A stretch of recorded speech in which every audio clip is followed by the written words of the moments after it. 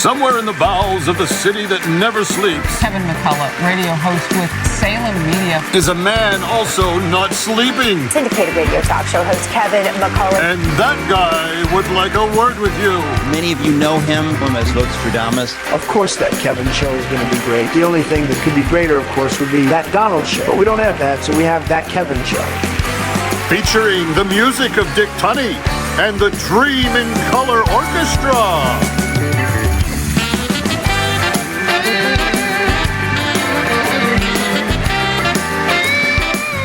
Tonight on That Kevin Show, super journalist John Solomon, super comedian Kelly Collette, super songwriter Corey Asbury, super model Elizabeth Pipko, and the super weird Alfred Yankovic.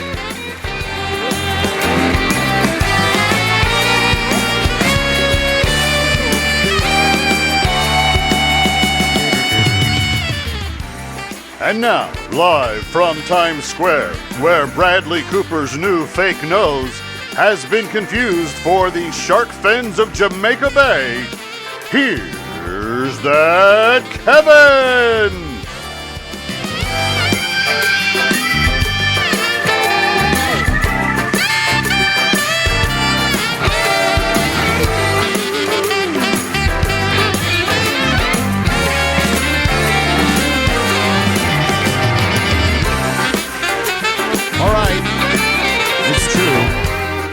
I did not even know that was a controversy, that Bradley Cooper's, he's doing some sort of biopic on Bernstein, and he got a prosthesis, and it looks like a shark fin. And there's people that are not very happy about it. So anyway, we've got lots of important things to get to this evening on That Kevin Show. Thank you. Welcome to the weekend. Very glad to have you.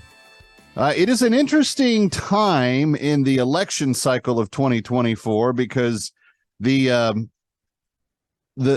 teeth is getting bared and the people are having their opinions be floated out there. And this week, like the last several, ending the week on kind of a controversial note, the former president, number 45, Donald Trump, rumored to be a fan of this show, said that he is not going to participate in the debates this coming week. August 23rd is the first one. Fox News is hosting it, and it's kind of being seen as a thumb in the eye to both the Republican National Committee and to Fox News as well. And now the other candidates are being asked about this on various platforms that they're on. Here's a sample of Ron DeSantis with Eric Erickson last week. President there with the rest of you, it doesn't seem like it's going to happen. I mean, how do you see the lay of the debate stage for next week? Well, we're prepared either way. It is what it is, and I think everyone should debate. If you qualify, I think you owe it to the people to put out your vision, to talk about your record, answer questions about your record and decisions that you may have made or not made. And if you're not willing to do that, then I think that people are not going to look kindly on that. Now, that's the actual second place pollster right now in terms of the rankings. DeSantis is in second place. Vivek Ramaswamy close on his heels, but they're actually within the running. You've got Chris Christie and Mike Pence running around saying things like that too, as if anybody really cares what Chris Christie has to say about the upcoming GOP primary. I mean, the dude has a higher approval rating with Democrats than with the Republicans. So take that for what it's worth, and be very careful, be very guarded. Any extra pizza or Krispy Kremes you have laying around, if Chris Christie visits your place of business, they might be gone quickly. Anyway, so here's the thing. He made the announcement. He said, I've given it some thought. I'm not going to debate this next week. And he said, look, Reagan didn't have to do that. He had a huge lead in the polls going into his reelection. He decided not to debate. This is very common, and it somewhat is. Now, if you're a fan of Trump, you probably are sitting there going, but wait a minute, isn't he going to give all the stage time and all the oxygen in the universe to someone else? Well, they're going to meet. They're going to have their debate. Fox News is going to cover it. And it's gonna draw the audience that all of the Republican primary candidates will draw without him being there. And I'm going to go out on the limb now and say it's not going to have that much of an audience.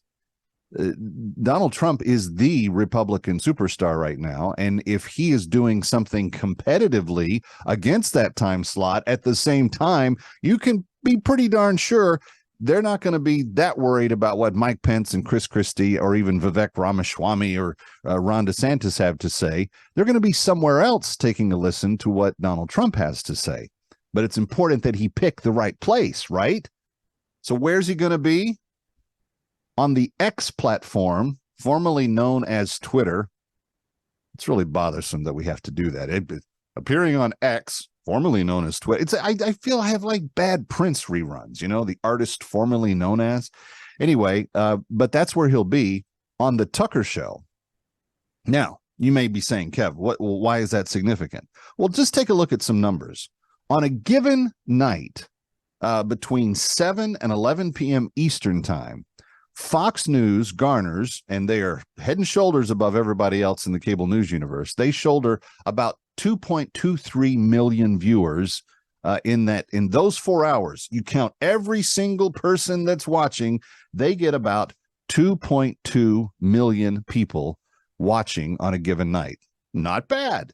It's about 500,000 more than MSNBC, and it's about 1.7 million more than CNN. Nobody's watching CNN. I don't even know why it's still on the air. Literally, you have like 200,000 people watching on CNN. I have more people streaming this particular stream on a given week than what CNN has in that evening. So that's just where that's at. But let's take a look at what Tucker Carlson is doing since leaving Fox News.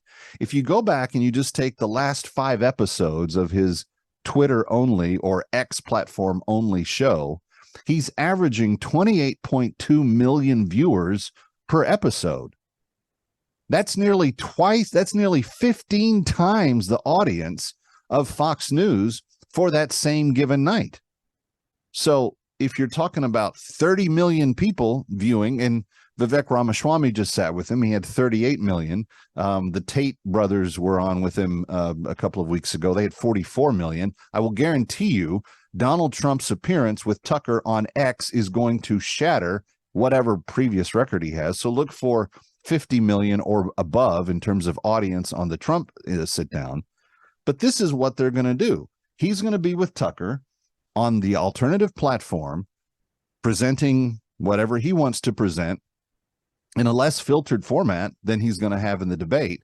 And he's not going to sit there and have to put up with Chris Christie being a loudmouth for the whole evening, saying stuff that doesn't make any sense. So that's what Fox News has backed itself into. They're going to have a debate with all these people that have no chance at all of winning the nomination. Meanwhile, Tucker, who's doing a lot better on X than he was, that sounds weird, Tucker's who's doing a lot better on X, the platform formerly known as Twitter. He doesn't take X. He's on X.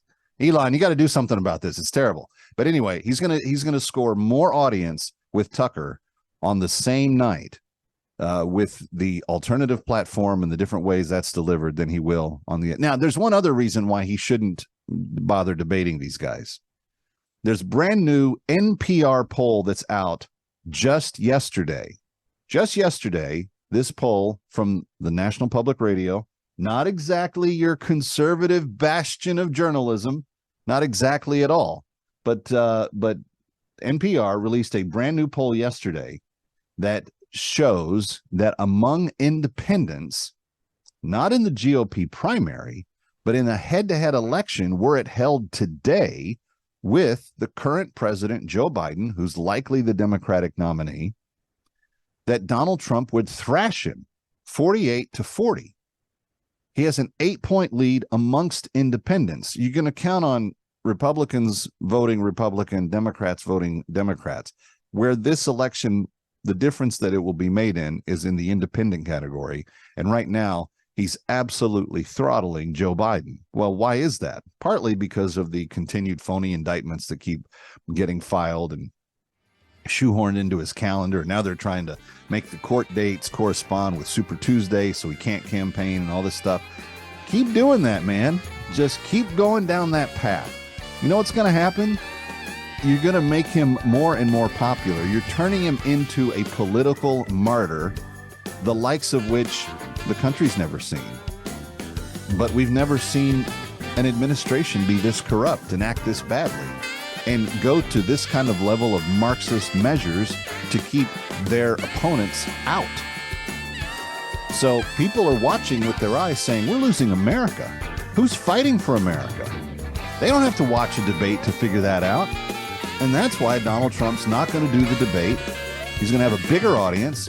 He's going to have more people watching. And they know that he's the guy for their side. That's the assessment. Kevin McCullough coming right back.